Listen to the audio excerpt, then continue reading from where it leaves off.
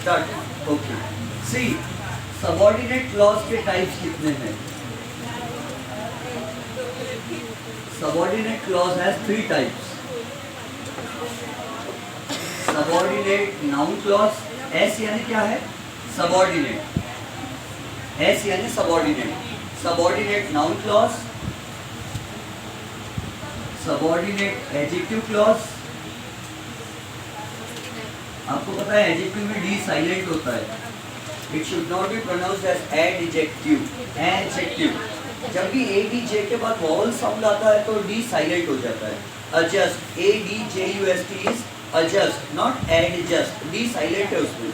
Adjustment, adjust. और maths में आपका adjacent sides, so subordinate adjective clause. And the third one is subordinate adverb clause. And adverb clause की अलग अलग types होती है। Adverb clause of time, adverb clause of place, adverb clause of condition, adverb clause of contrast, ये उसकी और बहुत सारी 9 टाइप्स है, टोटल 9 प्रकार है। एंड एडजेक्टिव क्लॉज की 3 टाइप्स है। एंड नाउन क्लॉज की वैसे 7 टाइप्स होती है, लेकिन हम लोग 5 टाइप्स पढ़ेंगे, 5 टाइप्स, क्योंकि एग्जाम में वही आती है, हमारे वही सिलेबस में दी हुई है। नाउन क्लॉज, तो नाउन क्लॉज कैसे पहचाने? पहला हमारा हेडिंग होगा नाउन क्लॉज, और मैं आपको एग्जाम ओरिएंटेड पढ़ा रहा हूँ। एग्जाम ओरिएंटेड का मतलब एग्जाम में जल्दी से पहचान के आंसर बता देना। आपको उसका टेक्निक बता दूंगा कि कैसे जल्दी से पहचान लेना। तो before we proceed we must study what subordinators are, और एटलीस्ट देयर नेम्स, सबऑर्डिनेटर्स के नेम्स। फिर मीनिंग समझाऊंगा सबऑर्डिनेटर क्या होता है। पहले तो उनका नाम याद रख लो। सबऑर्डिनेटर क्या होता है? All WH questions,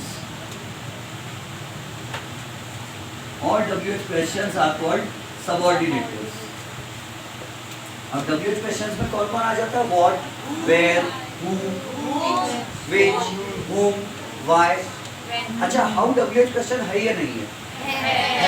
How also is a WH question, ठीक है, क्योंकि उसमें भी H और W और H दोनों आ रहे हैं। So all WH questions are called subordinators। फिर that is also called a subordinator। if भी सबऑर्डिनेटर है, एंड WHETHER वेदर भी सबऑर्डिनेटर है। WEATHER वेदर यानी वो मौसम वाला होता है, day to day climatic changes, weather. और क्लाइमेट लंबे समय तक रहता है, वेदर बार बार बदलता रहता है। और ये वेदर जो है, ये वाला वेदर, इसका ये ऑप्शन के लिए होता है, वेदर यू लाइक इट और नॉट लाइक। हाँ, वेदर ट्रू और फॉल्स, जब 2 ऑप्शन दिए रहे उनमें से कोई एक चूज करना था, हम वेदर यूज करते हैं, तो ये भी एक सबऑर्डिनेटर है। अब ध्यान से समझो, एग्जाम में आप सब कैसे पहचानोगे और आंसर कैसा लिखोगे। और क्वेश्चन क्या था? Identify and name the clauses. जैसे टाइप 1 या रूल 1 बोल देता हूँ, उसको समझने में आसानी हो जाती है। रूल नंबर 1, क्लॉजेस बहुत इजी टॉपिक है। रूल नंबर 1, जितना जितना पढ़ते चलोगे और आपके लिए इजियर होता जाएगा। सो रूल नंबर 1 क्या है? सबसे पहले जब भी आपको एग्जाम में क्लॉज पहचानने के लिए आए, तो your first attention, your first focus must go to the subordinator. सबसे पहले कौन से वर्ड पे ध्यान देना है? सबऑर्डिनेटर।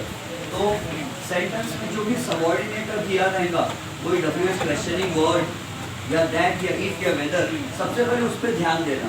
और उसके बाद देखना सबऑर्डिनेटर से पहले क्या आया।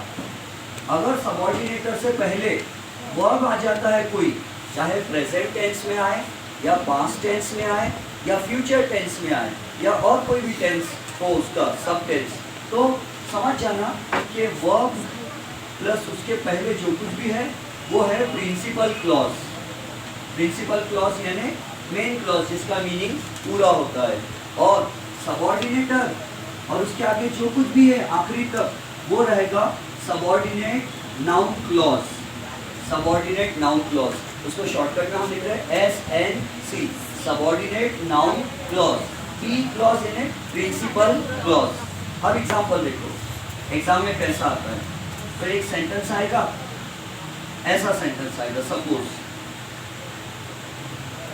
शी स्टिल बिलीव, या हम सिर्फ बिलीव लिखते हैं, शी बिलीव, या इसी वर्ड लिखता हूँ, she decided that she would buy a welding machine. एक लेडी है जो खुद का काम धंधा चालू करना चाहती है, उसके हस्बैंड के लिए वो वेल्डिंग मशीन खरीद रही है। पुराने के पुराने सिलेबस में ये एग्जांपल था। She decided that she would buy a welding machine.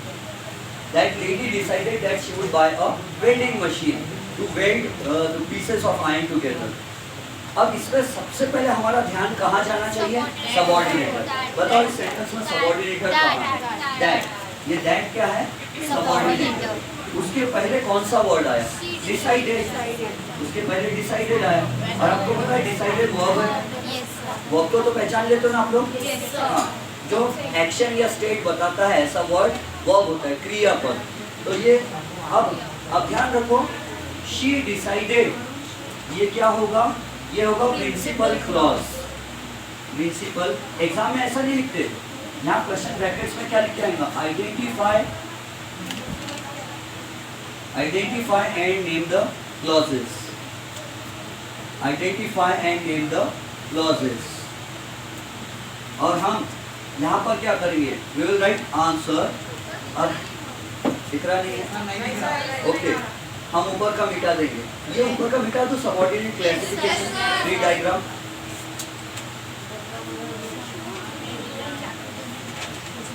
We will now write the answer exam में।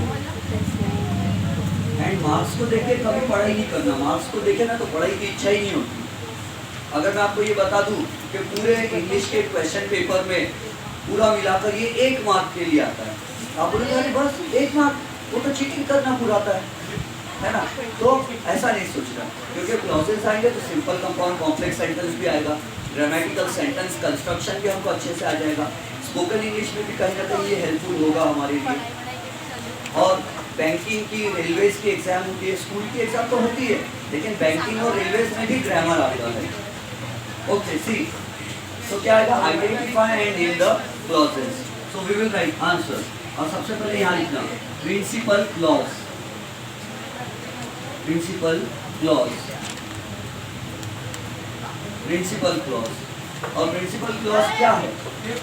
प्रिंसिपल क्लॉज को प्रिंसिपल क्यों कहते हैं? क्योंकि it is a meaningful sentence, इसका मीनिंग कंप्लीट होता है। तो शी डिसाइडेड, प्रिंसिपल क्लॉज क्या होगा? She decided. डिसाइडेड के बाद फुल स्टॉप नहीं लगाना, शी डिसाइडेड। एंड फिर रहेगा subordinate noun clause. Subordinate noun clause क्या होगा? सबऑर्डिनेटर को इंक्लूड करके आगे का सब कुछ। That she would buy a welding machine. That she would buy a welding machine. उसके बाद भी फुल स्टॉप नहीं लगाना, क्योंकि सेंटेंस कंप्लीट थोड़ी हो रहा है इधर में। हाँ, यहाँ होता है शी डिसाइडेड, फिर भी हम नहीं लगाते। Principal clause, she decided, subordinate noun clause, that she would buy a welding machine. Half mark मिलता है आपको प्रिंसिपल क्लॉज पहचानने पर, और हाफ मार्क मिलता है नाउन क्लॉज है या एडजेक्टिव क्लॉज है या एडवर्ब क्लॉज है ये पहचानने पर। मेन क्लॉज, प्रिंसिपल क्लॉज को पहचानना सबसे आसान है। बोलो, that she would buy a welding machine. That, oh sorry, that she would, oh sorry, that she would, would तो आ ही गया, alright, that she would buy a welding machine. Actually बोलते और लिखते समय दो जगह में फोकस नहीं कर पाया। So that she would buy a welding machine.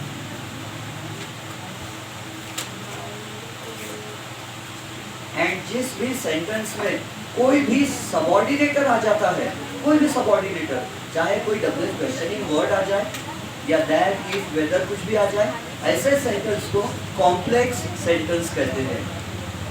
She decided that she would buy a welding machine. ये जो लंबा सेंटेंस बना ना पूरा मिला के, she decided that she would buy a welding machine, इसको कॉम्प्लेक्स सेंटेन्स कहते हैं. मराठीत अशा प्रकारच्या वाक्यांना मिश्र वाक्य असे म्हणतात. आपके 10th स्टैंडर्ड में ग्रामर में मराठी ग्रामर में आता है ये मिश्र वाक्य. अभी भी है? हाँ, मिश्र वाक्य. Correct. Okay, we will proceed to study the second example. The second example is, I know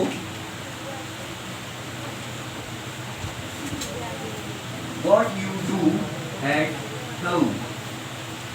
I know what you do at home. I know what you do at home. सबसे पहले इसमें से सबऑर्डिनेटर बताओ क्या है? That. अच्छा, sorry, what है? What is the सबऑर्डिनेटर? ये what क्या है? सबऑर्डिनेटर. पूरे जितने भी टाइप्स क्लॉजेस के अपन पढ़ेंगे, सबसे पहले क्या करेंगे हम? सबऑर्डिनेटर को ढूंढेंगे. सबसे पहला कर्तव्य हमारा. एंड देन, अच्छा, सबऑर्डिनेटर से पहले क्या आया? वर्ब आया. कौन सा वर्ब आया? नो. चलो, अब मैं ये एक एग्जांपल बताता हूँ, फिर आपसे क्वेश्चन पूछना चालू करूँगा. What you do at home? What you do? Oh sorry, at home. शायद मेरा दिमाग जगह पर नहीं है. I know what you do at home. So, I know. ये जो है, अब देखो मैं थोड़ा आलसीपन कर रहा हूँ, लेजीनेस. क्यों? अब मैं ये ऐसा नहीं लिख रहा टाइम बचाने के लिए. अब मैं सिर्फ क्या कर रहा, अंडरलाइन कर दे रहा. आई नो क्या है? Principal clause. समझ गए? दो बार लिखने में टाइम वेस्ट होता है ना, तो अपन ऐसे ही. But in the exam what you are suppose to do is to write principal clause जो भी होगा एंड सबऑर्डिनेट नाउन क्लॉज जो भी होगा. आप अंडरलाइन नहीं करना एग्जाम में. ट्यूशन में करना अंडरलाइन चलेगा, बट एग्जाम में नहीं करना. Principal clause. अच्छा, what you do at home, ये क्या होगा? Subordinate noun clause. Subordinate noun clause. हमको आई नो प्रिंसिपल क्लॉज है, ये पहचानने पे हाफ मार्क मिलता है. और what you do at home, ये सबऑर्डिनेट नाउन क्लॉज है, ये पहचानने पर दूसरा हाफ मार्क मिलता है. इस तरह we have scored 1 full mark. नहीं है? क्या आप करते हो घर में? जो आप करते हो घर में. आई नो, ये मीनिंगफुल है. आई नो, मुझे मालूम है. Full stop. I know, full stop. नहीं, ऑलवेज रिमेंबर, ये सबऑर्डिनेटर जो होता है वो हमेशा सबऑर्डिनेट क्लॉज के साथ में जाता है. अगर सबऑर्डिनेटर को हटा दिया जाए ना, तो ये भी मीनिंगफुल सेंटेंस है. और ये इधर का भी मीनिंगफुल बन जाता है. She would buy a vending machine. ऐसा ये सबऑर्डिनेटर इसके मीनिंग को अधूरा कर देता है. एक्चुअली ये नाउन का काम करता है. क्लॉज और नाउन में फर्क क्या है? एक वर्ड में बोला जाए तो वो नाउन का काम करता है, और उसी बात को लंबा खींचकर बोला जाए. जैसे एडजेक्टिव क्लॉज, गोल्डन बोल दिया जाए, गोल्डन, तो वो सोने की चीज हो जाती है. She has a golden ring. Golden का मीनिंग क्या है? सोने का, है ना. और उसी को हम इजी लंबा खींचकर बोलना चाहे तो which is made of gold. तो गोल्डन क्या है? एडजेक्टिव है. और which is made of gold, ये एडजेक्टिव क्लॉज है. अगर एक ही शब्द को बहुत सारे शब्दों में मिलाकर बोलना है तो वो क्लॉज बन जाता है. एक वर्ड को एक ही बार वर्ड में ना बोलते हुए लंबा उसको एक्सप्लेन करके जब बोला जाए तो वो क्लॉज बन जाता है. तो एक छोटी सी एक वर्ड को एक्सप्लेन करके बोले तो क्लॉज, और एक ही वर्ड बोल दिए तो वो जो वर्ड रहेगा, नाउन एडजेक्टिव जो भी रहेगा वो रहेगा. अच्छा, अब मैं आपसे क्वेश्चंस पूछता हूँ. Yes, sir. फिर मैं आपको ढेर सारा होमवर्क भी दूंगा. नहीं, होमवर्क भी देना चाहिए ना. Number 3, and who will give the answer to this question? अच्छा, वेरी गुड. हाँ, कई सारे लोग हैं जो आंसर देने के लिए अभी से तैयार है. Let us see. The question is, she believed that people are really good at heart. हाँ बोलो. 1 minute. जिससे पूछा जाए. I will ask one question to a boy and the next question to a girl. तो पहले हाँ Varun. subordinate clause है हाँ, और that believe is verb the है। सबऑर्डिनेटर। दैट क्या है? Subordinator। सबऑर्डिनेटर। उसके पहले जो वर्ड है वो क्या है? Verb है। वर्ब है। ओके, बिलीव क्या है? वर्ब है। अच्छा, तो इसमें से प्रिंसिपल क्लॉज कौन सा है? She believed। Very good, she believed is the principal clause. और प्रिंसिपल का स्पेलिंग PAL वाला प्रिंसिपल है। PLE वाला प्रिंसिपल मतलब होता rule, law, Archimedes principle. Okay, and फिर उसके बाद subordinate clause. That people are really good at heart। Very good. That people are really good at heart. This part of the sentence is subordinate noun clause. ये adjective clause नहीं हो सकता, ये adverb clause नहीं हो सकता, ये सिर्फ noun clause ही हो सकता है। पूछो क्यों? क्योंकि subordinator से पहले verb आए तो समझ जाना कि ये adjective clause बिल्कुल नहीं है, ये adverb clause नहीं है, ये सिर्फ noun clause ही है। अच्छा, sit down. The next question. अब ये गर्ल्स में से किसी के लिए है और फिर अपन वीडियो को क्लोज कर देंगे, फिर नेक्स्ट वीडियो करेंगे।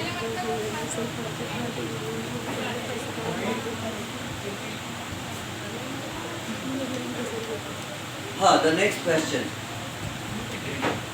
इसी टाइप का, कौन सा वाला लिखते हैं आप?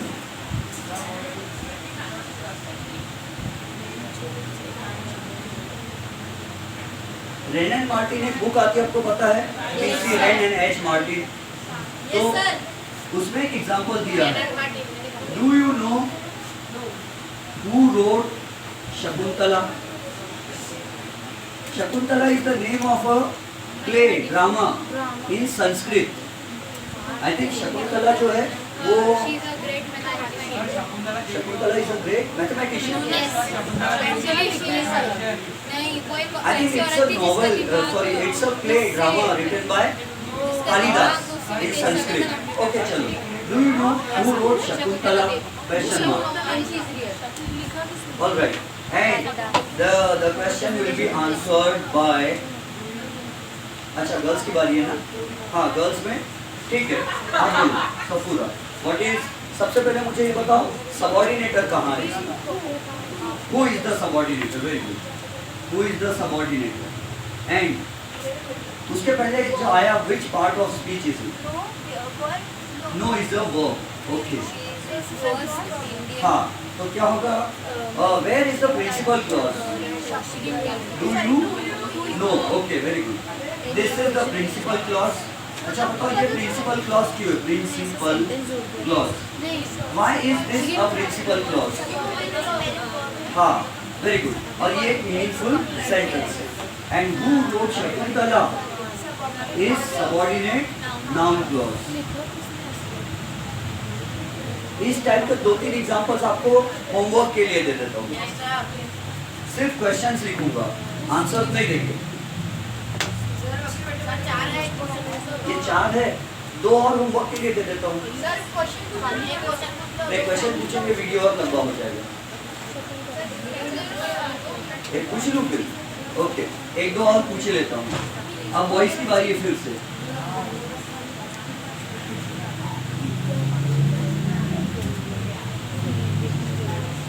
लेकिन हो सकता है आपका आंसर रॉन्ग हो जाए, तो जिसको फुल कॉन्फिडेंस है वही हाथ ऊपर करना वॉइस में। नंबर 5, और ये एग्जांपल भी मैं रेन एंड मार्टिन से दे रहा हूँ। I think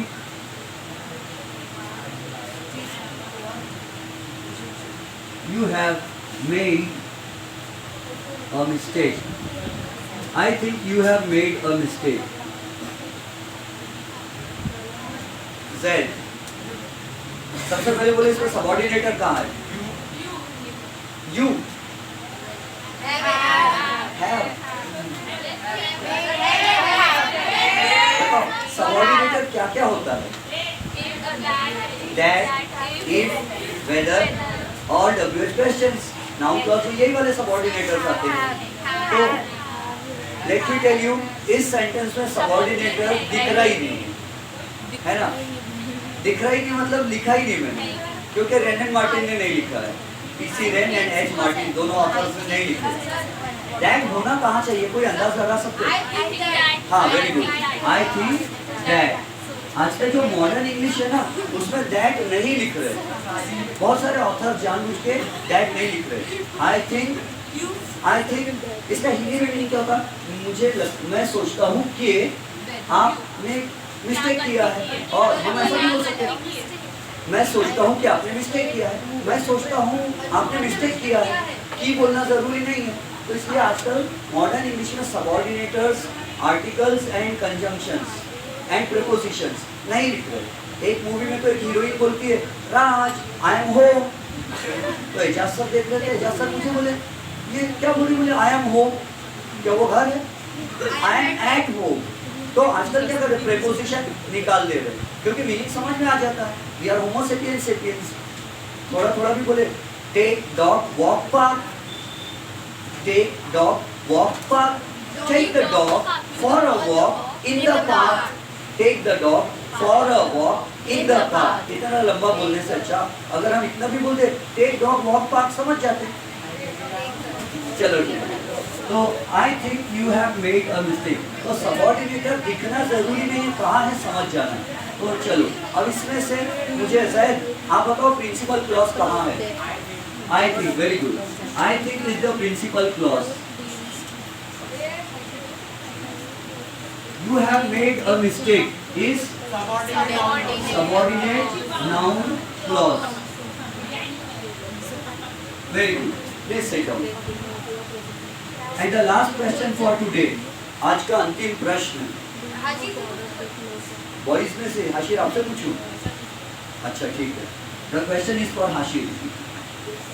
And the question is फिर से गलत हो सकता है, क्यों? रेन एंड मार्टिन का एग्जाम्पल दे रहा हूँ। हालांकि अपन हजारों क्वेश्चंस बना सकते हैं, लेकिन रेन एंड मार्टिन का नाम है लिटरेरी जायंट्स ने लिखे, तो हम वही फॉलो करेंगे। Do whatever you like, do whatever you like, करो जो आपको अच्छा लगता है।